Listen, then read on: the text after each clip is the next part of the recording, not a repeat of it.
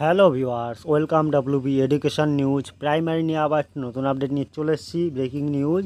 তো বাতিল হতে চলেছে 2014 প্রাথমিক শিক্ষক নিয়োগ প্রক্রিয়া, করার নির্দেশ বিচারপতি রাজাশেখর মান্থার।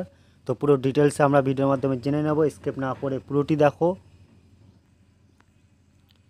তো ফের অস্বস্তির মুখে পশ্চিমবঙ্গ প্রাথমিক শিক্ষা পর্ষদ, এবার বাতিল হতে চলেছে 2014 প্রাথমিক নিয়োগ। প্রায় 60,000 চাকরিজীবীর প্রফেশন প্রশ্নচিহ্ন। তো প্রাইমারি টেটের 2014 প্যানেল নিয়ে কড়া হুঁশিয়ারি কলকাতা হাইকোর্টের। এই মামলার তদন্ত করছে সিবিআই। তো 15 দিনের মধ্যে রাজ্যকে টেট নিয়োগের নথি আদালতে পেশ করতে নির্দেশ দিয়েছেন বিচারপতি রাজাশেখর মান্থার।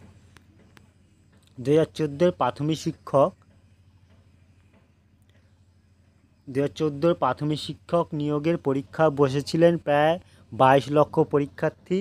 শূন্যপদ ছিল 59,500টি। এর মধ্যে 42,000 শূন্যপদ 14 সালে নিয়োগের পর বাকি 6,500 নিয়োগ প্রক্রিয়া সম্পূর্ণ হয় 2020-তে।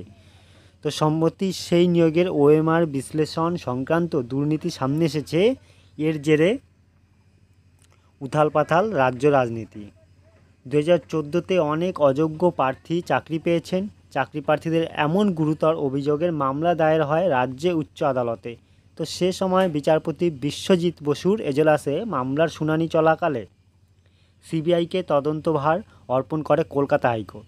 তো এরপর পর্যায়ক্রমে বিচারপতি রাজাশেখর মান্থা রাজ্য প্রাথমিক শিক্ষা পর্ষদকে 2014 নিয়োগের নথি আদালতে পেশ করতে বলেন। তো প্রমাণস্বরূপ ওএমআর সিট প্রমাণ দাখিল করতে নির্দেশ দেয় আদালত। তো বিচারপতি জানিয়েছেন, টেটের মতো গুরুত্বপূর্ণ পরীক্ষার যদি ওএমআরে সংরক্ষিত না থাকে এবং সত্যি সামনে না আসে, তবে প্রাথমিক শিক্ষক নিয়োগের বাস্তবতা ও বৈধতাই বা কোথায় প্রশ্ন তোলেন বিচারপতি রাজাশেখর মান্থা। তাই পর্ষদ যদি অত্যন্ত পক্ষে ওএমআর এর ব্লুপ্রিন্ট জমা করতেও অসমর্থ হয়, তবে 2014 টেটের পুরো নিয়োগ প্রক্রিয়াই বাতিল করে দেওয়া হবে হুমকি দিয়েছে কলকাতা হাইকোর্ট। তো ওএমআর এর হার্ড কপি না থাকলেও টেট নিয়োগের পরীক্ষার ডিজিটাল ফুটপ্রিন্ট অনুসন্ধানের দায়িত্ব দেওয়া হয় সেন্ট্রাল ব্যুরো ইনভেস্টিগেশন টিমকে। তো অন্যদিকে ডব্লিউবিবিপিকেও 23 এপ্রিলের মধ্যে ওএমআর এর ব্লুপ্রিন্ট আদালতে জমা করতে আদেশ করেছেন মহামান্য বিচারপতি, যাতে ইচ্ছানুযায়ী কাউকে কম বা বেশি নম্বর দেওয়া হয়েছে কিনা তা পর্যালোচনা করার জন্য।